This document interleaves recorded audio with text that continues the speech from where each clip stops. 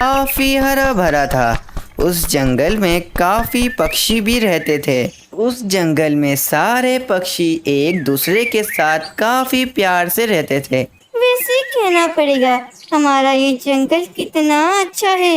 इस जंगल में कितनी शांति है और हमें इस जंगल में कभी भी कोई तंग नहीं करता।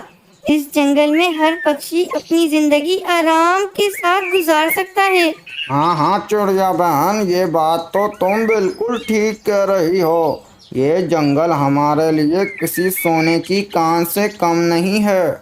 हाँ, तो और हमें इस जंगल में अच्छा से अच्छा खाने के लिए भोजन भी मिल जाता है।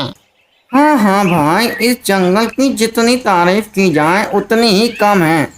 ये जंगल तो हमारे लिए बहुत ही अच्छा है। अच्छा चलो चलो, बस अब इस जंगल की ज्यादा तारीफ मत करो।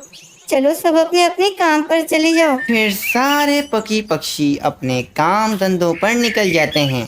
अरे सुनिए जी, ये जंगल कितना बेकार है। ये जंगल अब किसी काम का नहीं रहा। इस जंगल से पानी पूरी तरह ख़त्म हो चुका है और यहाँ से सारे पक्षी भी चले गए हैं।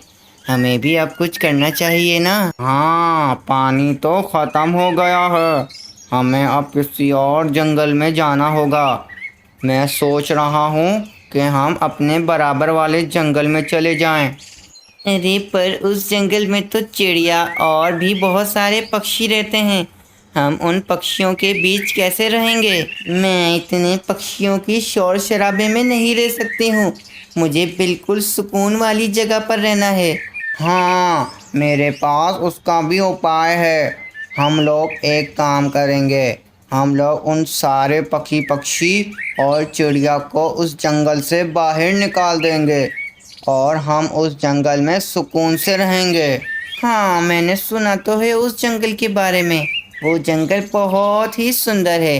लेकिन अगर उस जंगल से वो पक्षी नहीं निकले तो फिर हम कहाँ रहेंगे? तुम उसकी फिक्र बिल्कुल ना करो। मैं जानता हूँ कि कैसे उन पक्षियों को उस जंगल से बाहर निकालना है। बस तुम मेरे साथ चलो। फिर दोनों चील दूसरे जंगल की तरफ रवाना हो जाते हैं।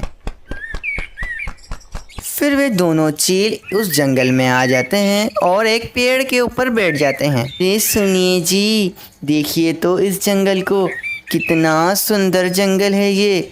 अगर हम इस जंगल में आ जाएं रहने तो हम कितने सुकून के साथ इस जंगल में रहेंगे। इस जंगल में तो खाने की भी कमी नहीं है।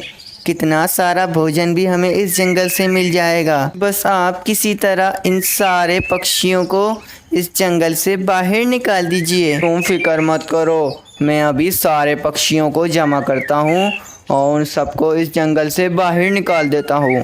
सारे पक्षी जल्दी जल्दी यहाँ पर जमा हो जाओ।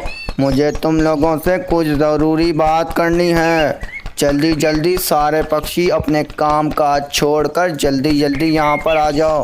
फिर देखते ही देखते कुछ पक्षी जमा हो जाते हैं। और चील दीदी, आज खैरियत तो है ना?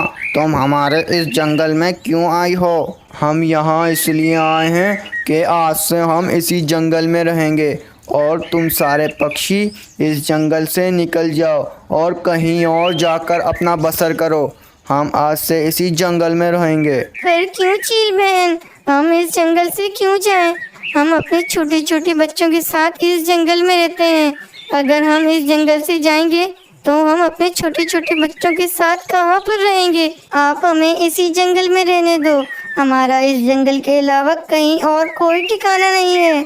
मैंने एक बार बोल दिया ना कि तुम लोग इस जंगल से चले जाओ, तो इसका मतलब चले जाओ। चलो चलो जल्दी से तुम लोग अब इस जंगल से निकल जाओ, वरना तो मैं तुम लोगों के साथ बहुत बुरा करूँगा। अरे कोई दादागिरी है क्या? हम तो इस जंगल से नहीं जाएंगे। तुम्हें जो करना है कर लो, हम इस जंगल से नहीं जाने वाले हैं। कौवे की ये बात सुनकर चील को बहुत ही गुस्सा आ जाता है और वो चील उस कौवे के घोंसले के ऊपर आकर बैठ जाती है और उस कौवे के दिए हुए अंडे को अपनी चोंच से तोड़ देती है। अरे ये क्या किया तुमने? तुमने तो मेरा अंडा ही तोड़ दिया। अरे ये तुमने क्या किया? मेरा अंडा! अभी तो मैंने तुम्हारे अंडों को तोड़ा है अगर तुम लोग यहाँ से नहीं गए तो मैं तुम लोगों को ही मार कर खा जाऊंगा और तुम्हारे बच्चों को भी मार कर खा जाऊंगा। मेरी दोस्तों, मैं क्या कहती हूँ, हम लोग इस जंगल को छोड़कर चले जाते हैं, वरना तो ये चील हमें और हमारे बच्चों को मार कर खा जाएगी। हम लोग इस जंगल को छोड़कर किसी और दूसरे जंगल में चलकर रहने लगते हैं। अरे तो चिड़िया बहन, हमें इस जैसा जंगल कहीं और नहीं मिलेगा। पर हमारे पास अब और कोई चारा नहीं है, हमें अब इस जंगल को छोड़कर जाना ही होगा। फिर उस जंगल के सारे पक्षी उदास होकर उस जंगल को छोड़कर जाने लगते हैं। वो सारे पक्षी एक दूसरे जंगल में आ जाते हैं। अरे कौवे भैया, हम इस जंगल में आ तो गए हैं, पर हमें इस जंगल में बहुत ही मेहनत करनी होगी। इस जंगल में खाने के लिए भोजन बहुत ही कम है। हमें इस जंगल में खूब फसलें लगानी होंगी, ताकि उन फसलों में से हमें कुछ दाना मिल सके, ताकि हम सारे पक्षी मिलकर उस दाने को आराम से खा सकें, ताकि इस जंगल में कोई भी पक्षी भूखा ना सोए। हमें इसके लिए सारे पक्षियों को मेहनत करनी होगी। चिड़िया बहन, हम तुम्हारे साथ हैं।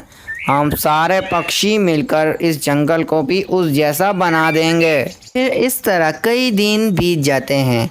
ऐसे ही वो पक्षी उस जंगल में रह रहे होते हैं। उन पक्षियों ने उस जंगल में भी कहीं आलू की फसल तो कहीं गंदम की फसल लगा ली होती है, जिसकी वजह से वो सारे पक्षी भूखे नहीं रह रहे होते हैं।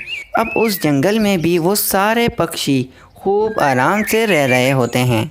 और वहीं दूसरे जंगल में चील की बीवी बहुत ही बीमार हो जाती है। अब तो उस जंगल में ना तो कोई दवाई मिलती थी और ना कोई डॉक्टर था। चील का शौहर आखिर उस चील को लेकर जाए तो कहाँ पर जाए। मैं क्या करूं? मेरी बीवी तो बहुत ही बीमार हो गई है। अगर मैंने उन पक्षियों को इस जंगल में रहने दिया होता तो वो सारे पक्षी आज मेरे काम आ रहे होते और मेरी बीवी को जल्दी से सही कर देते। अब मैं क्या करूं? मैं उन पक्षियों के पास जाता हूं और उन पक्षियों से माफ़ी मांगता हूं। ऐसा सोचकर वो चील का शौहर माफ़ी मांगने के लिए उन पक्षियों के पास जा रहा होता है। मेरी चील भैया, तुम यहाँ दोबारा आ गए।